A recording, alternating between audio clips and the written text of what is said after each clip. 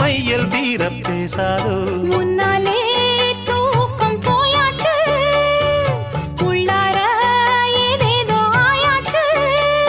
நான் ஏரிக்கர மேலிருந்து 8 திசை பார்த்திருந்து ஏந்திழைக்கு காத்திருந்தேன் காணல்ல